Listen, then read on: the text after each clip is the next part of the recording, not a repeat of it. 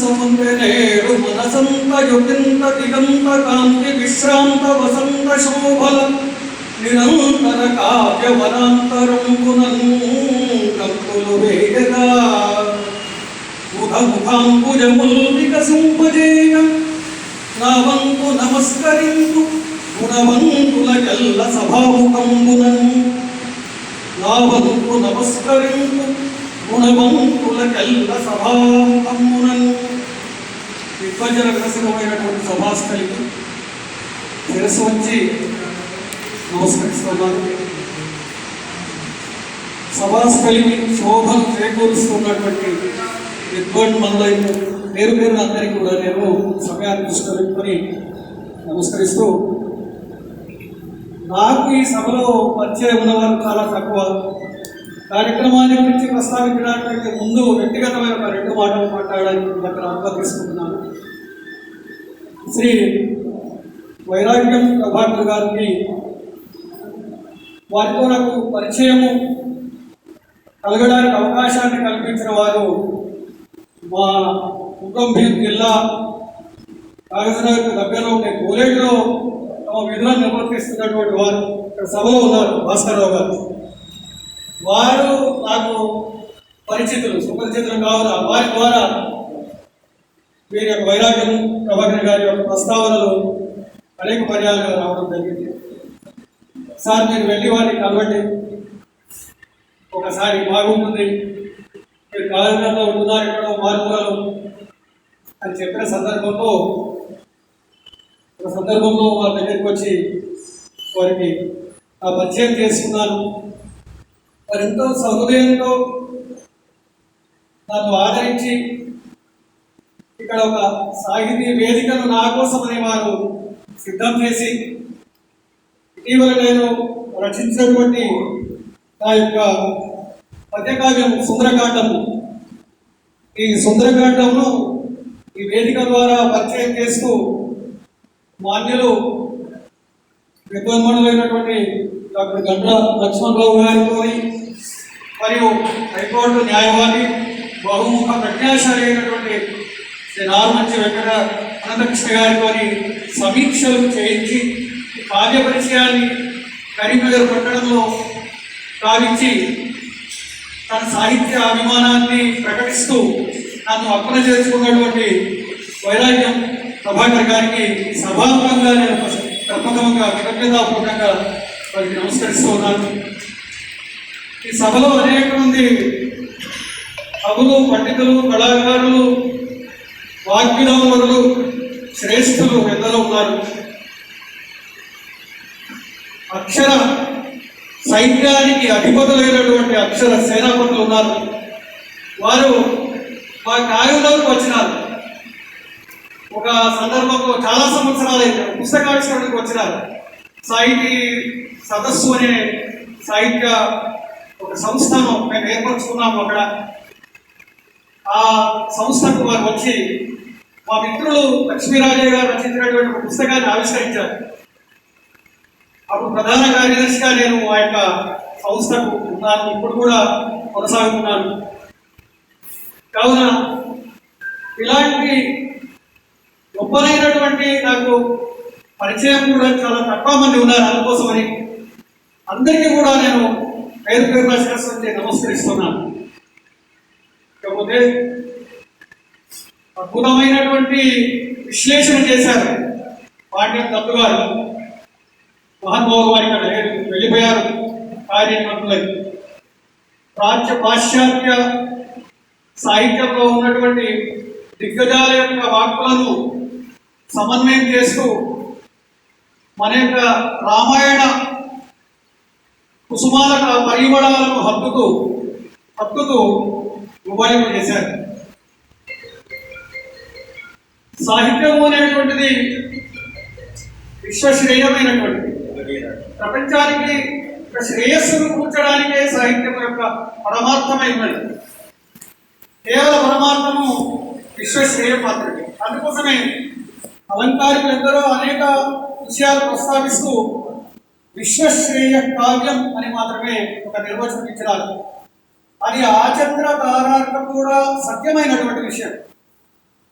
పోతన లాంటి మహానుభావుడు కూడా, పోతన అందరూ ఒక భక్తి కవి అంటారు, కానీ ఒక విప్లవ కవిగానే చూస్తాను ఆయన కూడా. ఎందుకంటే కాటుక కంటి నీరు చనుగట్టుపజుంబడ ఏల ఏడ్చెదో కైకవదనివి గాగిలి కోడలవో మదంబ ఓహాటకు గర్భురాణి నిను ఆకటికింకొని పోయి అల్ల కర్ణాట కిరాట కీచకులకు అమ్మ త్రిశుద్ధిగనము భారతి. నిన్ను అల్ల కర్ణాట కిరాట కీచకులకు అమ్మ త్రిశుద్ధిగనము భారతి అని అంటాడు సింగభూపాలుడు. భాగవతాన్ని పడడానికి అద్భుతమైన సందర్భంలో ఒక సామాన్యమైన కృషివలుడిగా జీవితాన్ని గడుపుతూ ఒక సాహిత్య కృషివలుడిగా అత్యున్నతమైనటువంటి శిఖరాలను అధిరోహించినటువంటి ఆ యొక్క తపోవృత్తి ఎలాంటి భౌతిక సుఖాలను ఆశించకుండా, ప్రాపంచిక ప్రలోభాలకు ఏమాత్రం కూడా ఆకర్షితం కాకుండా, తలవకుండా ఒక క్షణము మౌనాన్ని వహించి అర్ధనిమీలిత నేత్రాలతో తన స్థితిని గురించి ఆలోచించిన సందర్భంలో ఆ మహానుభావునికి కట్టెనుట ఆ యొక్క తల్లి దర్శనమిచ్చింది. అలాంటి తల్లి అశ్రుపూరిత నయనాలతో దర్శనమిచ్చింది. చూడగానే మహానుభావుడు హృదయం భ్రమించిపోయింది, పౌరుషం పొంగి వచ్చింది. అన్నాడు, అమ్మా, ఎందుకమ్మా నువ్వు బాధపడుతున్నావు? నీ పుత్రుడైనటువంటి నన్ను అంతా నికృష్టుడిగా భావిస్తున్నావా? తుచ్చమైనటువంటి ప్రాపంచిక భోగాల కోసమని నేను యొక్క కావ్యాన్ని సృజించాను? లేదమ్మా అన్నాడు. ఈ యొక్క భాగవతం ద్వారా నేను ఈ లోకాన్ని ఉద్ధరించాలనే భావంతోని నేను మీరు ఏర్పరిచాను అన్నాడు. కావునే ఋషులైనటువంటి వారు మాత్రమే కవులైతారు అని మన పెద్దవాళ్ళు చెప్పారు. ఎవరిలో ఋషిత్వం ఉంటుందో, ఎవరు పశుత్వాన్ని జయిస్తారో, ఎవరిలో మానవత్వ పరిమాణాలు వికసించి ఉంటాయో, ఉపాదిస్తూ ఉంటుంటాయో, వారు మాత్రమే సాహిత్యం లోపల ఉన్నతమైనటువంటి అక్షర సిద్ధి కలిగినటువంటి వారి, రస సిద్ధి కలిగినటువంటి వారి ఉంటారు. అలాంటి వారి హృదయంలో నుండి వచ్చినటువంటి ఆ భావ తరంగాలు వాడి యొక్క జిహ్వాగ్రముల నుండి అమ్మవారు యొక్క గాలి అంగల రూపంలో నర్తిస్తూ ఆ శబ్దములు అక్షరములుగా రూపించుకొని ఈ ప్రపంచాన్ని ఏలుతాయి. అది ఉత్తమమైనటువంటి సాహిత్యానికి ప్రతీక అవుతుంది. కావున అలాంటి కావ్యములు విశ్వజనీనములై, సార్వకాలిక సత్యములై, భూత భవిష్యత్ వర్తమాన కాలములలో నిరంతరం కూడా కాల ప్రవాహానికి ఎదురు వడ్డీ నిలిచి ఉంటాయి. మిగతా కావ్యములన్నీ కూడా, మిగతా రచనలన్నీ కూడా అలా వచ్చి ఇలా వెళ్ళిపోతాయి. అనేకమైనటువంటి వేలాది కోట్లాది రచనలు వచ్చినాయి. సాహిత్యం చాలా గొప్పదైనటువంటిది. దేని ప్రధాన ప్రాధాన్యత దానికి ఉన్నప్పటికీ కూడా భారత భాగవత రామాయణముల ద్వారా మానవుల యొక్క, విశ్వజనుల యొక్క అంతరంగాలలో, శ్వాసకోశాలలో ఒక శ్వాస రూపంలో, ఉచ్ఛ్వాస నిశ్వాస రూపంలో కూడా ప్రతిధ్వనిస్తూ ఉంటాయి. కావున అలాంటి సర్వశ్రేష్టమైనటువంటివి భారత భాగవత రామాయణము. మరి అలాంటి రామాయణము చరణంగా నేను చెప్పాలని అనుకోవడం లేదు. కేవలంగా ధర్మానికి ప్రతీకై ఉన్నది. సత్యాన్ని గురించి ప్రవచిస్తుంది, శాశ్వతమైన న్యాయాన్ని గురించి విశదీకరిస్తుంది రామాయణం. ఒక మానవుడు పుట్టింది మొదలుగా తల్లి గర్భంలో ప్రథమ శ్వాస కైకొని కాలు చేతులు ఆడిస్తూ ప్రథమ కర్మయోగాన్ని ప్రారంభిస్తూ మరి భూమి మీదకి వచ్చిన తరువాత తిరిగి భూమాత గర్భంలోనికి ప్రవేశించేంత వరకు ఒక మానవుడు మనీషిగా, మహనీయుడిగా, ఒక పురుషుడు పురుషోత్తముడిగా, ఒక సామాన్య స్త్రీ పతివ్రతామ తల్లిగా ఏ విధంగా తమ జీవితాలను సుసంపన్నం చేసుకోవాలి అనే విషయాలను వివరించేటటువంటిది రామాయణం అని చెప్పవచ్చు. రాముడు నీల మేఘ శ్యాముడు పుంసాం మోహన రూపాయ అన్నారు. పురుషులను కూడా మోహింపజేసే రూపము కలిగిన వాడు. కేవలంగా రూపము మాత్రం ఉంటేనే సరిపోతుందండి. రూపముతో పాటుగా గుణములో కూడా నిరుపమానమైనటువంటి వాడు.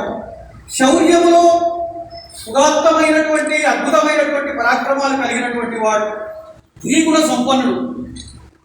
రావణ యుద్ధమునకు ఉపమానం ఏది అని చెప్పు అంటే ఎవరు కూడా ఏం చెప్పలేరు. దానికనే సాటి అంటారు. ఎందుకంటే ధర్మము అనేటువంటి ఒక అంశము మీద ఈ సమస్తమైనటువంటి జగత్తు ఆధారపడి నిలిచి ఉన్నది. మనం అనుకుంటాము ఈ భూమి మరి ఏ విధంగా ఉంది, ఇక్కడ కింద ఎవరైనా పైనుండి స్తంభాలు పెట్టి కట్టారా, భవనాన్ని కట్టినట్టు పైనుండి ఏమైనా వేలాడు తీశారా, ఎలా ఈ భూగోళం అంతా ఇంకా స్థిరంగా ఉండగలుగుతుంది, మనం హాయిగా జీవించగలుగుతున్నాము అనే సందేహం వచ్చినప్పుడు మన శాస్త్రములు వేదములు ఏమని చెప్తున్నాయంటే శ్రీ మహావిష్ణు ఆజ్ఞయ ప్రవర్తమానస్య అని చెప్తున్నారు. కేవలంగా మహావిష్ణువు యొక్క, నారాయణుని యొక్క ఒక దైవీ శక్తి యొక్క ఆజ్ఞ వలన, సంకల్పం వలన మాత్రమే ఈ భూమి కానీ, ఆ గగనం కానీ, పాతాళాదులు కానీ, మన శాస్త్రోక్తంగా చెప్పిన చతుర్దశ భువనాలు కానీ నిలిచి ఉన్నాయి, గతి తప్పకుండా ఉన్నాయని పేర్కొనడం జరుగుతుంది. కావున ఇలాంటి